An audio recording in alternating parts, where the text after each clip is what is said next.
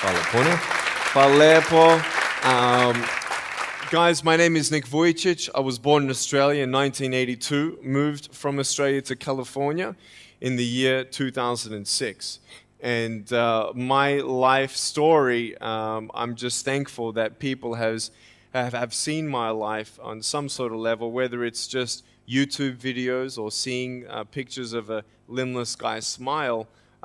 People always ask me, what happened to you and how did you overcome what you've been through? The title of the message that I've been given is Transforming the Walls into Doors. When I speak corporately, the line that I like to use is changing obstacles into opportunities. Now, I'm very well aware to share with you as well, I know that there are 1 billion people going hungry today. I know that this year 1 million people will commit suicide. It's 1 every 40 seconds. I know today there are 120 million slaves, and I've met sex slaves, and I've seen the top of the pyramid as far as business and met the billionaires. I've met bankers, and I've also met orphans. We're all looking for something. We're all looking for hope. Hope you can't just have just because you were born with hope. No, we're born with pain. We're born and live through difficulties. And in our life, my parents always taught me that even though we don't know why I was born this way, that we have a choice. Either to be angry for what we don't have, or be thankful for what we do have. The power of that choice was the first thing that I had to overcome and decide for myself, especially in the early years of school. A lot of kids would come up to me and tease me. And I have been speaking at 5 congresses. I've met 7 presidents all around the world. My largest crowd was 110,000. I have 30,000 invitations for me to speak. So wherever I go, I talk about the value of life.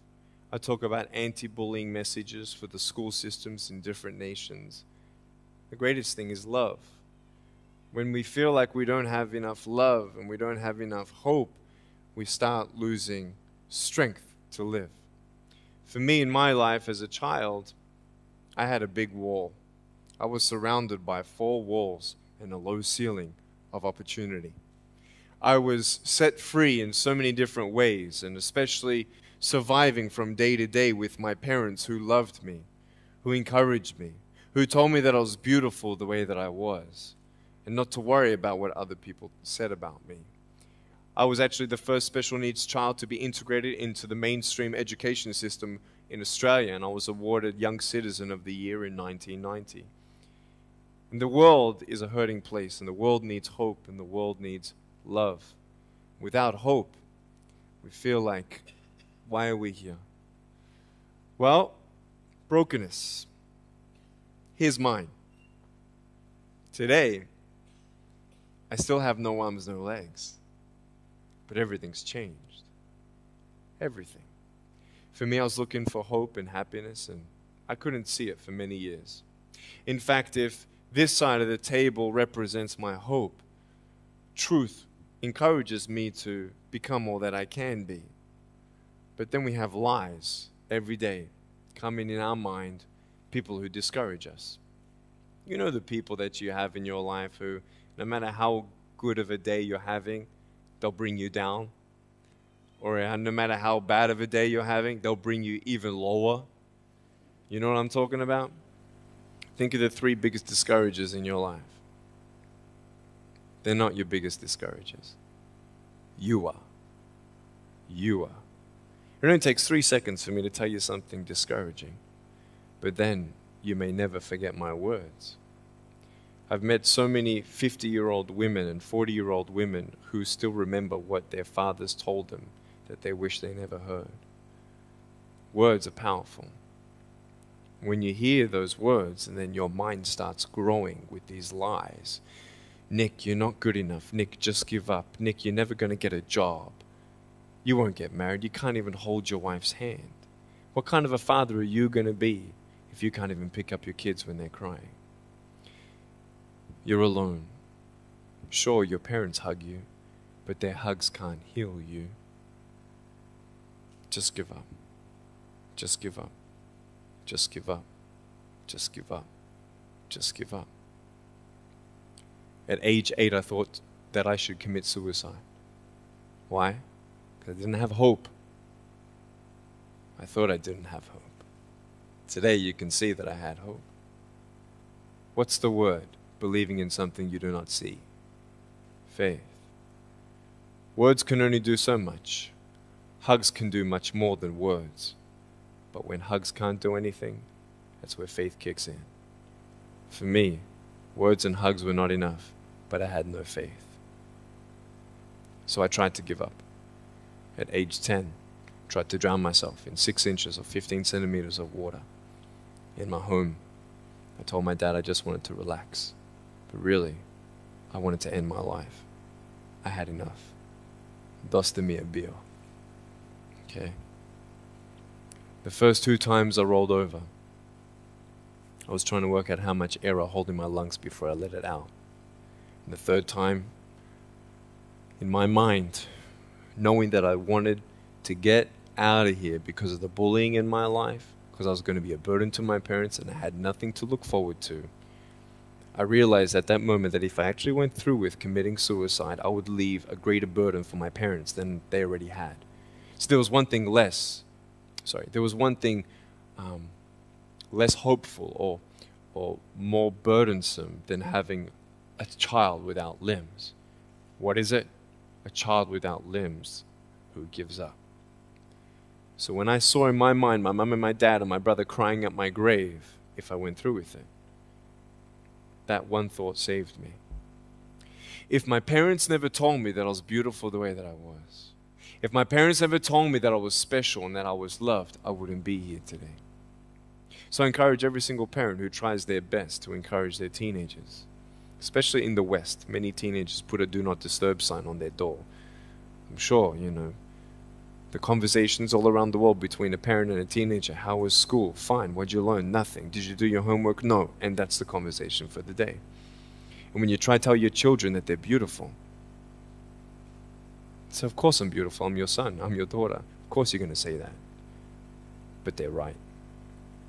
Every single human being has value, and my value is not determined on how I look or what job I have or where I'm from, where I was born, how much money. All that stuff is nothing. So many teenagers, tease each other for how we look, and I tell the teenagers, do you think that I'm cool enough to be your friend? They're like, yeah, of course. I said, but I have no arms, no legs. And they said, doesn't matter. I said, really? So it doesn't matter that I have no arms, no legs? I said, no, it doesn't matter.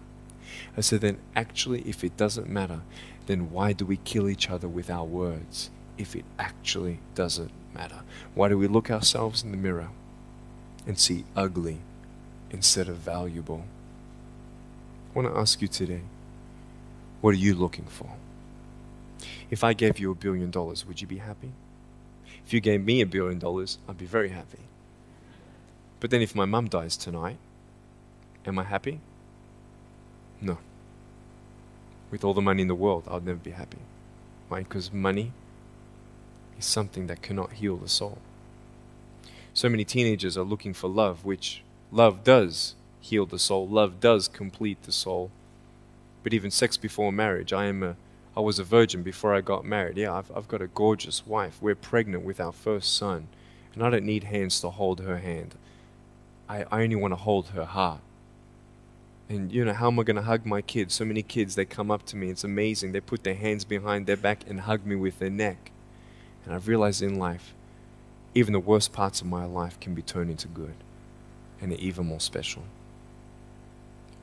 So many teenagers, they're looking for love. So they're going to go do this and go do that and have sex before marriage. For me, sex out of marriage is like a $5 Gucci watch. Sex within marriage and having sex with someone who loves you, who's committed to you for the rest of your life, going to be the mother or father of your kids. That's what love is. You can talk, you can sleep with as many people as you like, but never know for sure, do they love me? Love is a lifelong commitment. You see, there are choices in life, and we're looking. I want to ask you, what are you looking for? Well, if I can just get drunk, why not, man? I only live once. Well, if that's the way you believe, great. But for me, I'm a greedy man. I don't want to live for 90 years. I want to live for billions of years. And I know that every day my choices will affect this life, other people's life, and my eternal life. You got to come to the truth of knowing who you are and why you're here. William Barclay, he said, the greatest 2 days in anyone's life, the day you were born and the day you knew why. So, you're ugly. No, I'm beautiful the way that I am. And if you can't believe that for yourself, so many girls especially stay with their emotionally abusive boyfriends. Because if I break up with him, then who's going to want me? See, we all want love. That's why we do what we do sometimes. To get into the crowd, I'm going to swear, I'm going to be cool. That's what this world is. I want to look like her. If I was taller, shorter, smarter, more popular, whatever you want. It's not enough until you find the truth. I'm wonderfully and fearfully made. There's a greater purpose for my life. I am here for a reason. Sure, I didn't get a miracle. Yeah, I believe in a God who can do miracles, and I have a pair of shoes in my closet. Why? I've seen blind people seeing and deaf people hearing. That's fine if you don't believe me. I got it on camera. But I realized something. If God doesn't change my circumstance, He's going to use my life to be a miracle for someone else. When you don't get a miracle, you can still be a miracle for someone else. I'm going to close off with this beautiful story. I was in Southern California. I have two organizations. I have a non-profit organization and I have a for-profit. I probably spoke between years 2007 and 2010, 1,000 times, 600 flights. And I've spoken to 4.5 million people face to face. And in the last 48 hours here in Serbia, we've reached 5 million through media. So, we have the heart of people to love others. We want people to love each other, love yourself, dream big, and never give up. We're all looking for hope, aren't we? What are you looking for? Money, drugs, sex, alcohol, pornography, fame, fortune never satisfies. It's never enough. But I've come to a peace. So check this out. When I'm 24 years old, 5-6 years ago, I was in California. And I never met anybody else like me. When I was 10 years old, I wish I would have met somebody like me. Never did. Didn't get that miracle. But at 24, in California, I saw a little boy with no arms and no legs, 19 months old, just like me. I knew he was going to be bullied. I knew he was going to go through depression. I knew he would feel alone. I knew that he would get worried if he's ever going to have a girlfriend, and so on and so on. I got the father to bring him up on stage in front of 2,000 people. And everyone was crying. And it was a materialization of when you don't get a miracle, you can be a miracle for someone else. I am not a superhero. I go through ups and downs. So do you. But take one day at a time. And if you haven't found that peace of knowing who you are and why you're here, and where you're going when you're not here, for me, I want you to know that's how I've overcome. I don't have any walls. My book's called Life Without Limits. And what will be, will be. I've acted in a short film, 30 awards. I got Best Actor in a short film. I've done my own music video. I've written 2 books. First book, 30 languages, 800,000 copies. I'm 29, and we know 1 billion people know who I am.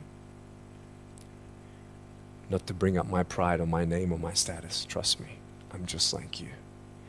But I hope you are inspired to know that if I can dream big, then so can you. There are no walls. Find your peace, and you'll make your walls doors. Thank you so much.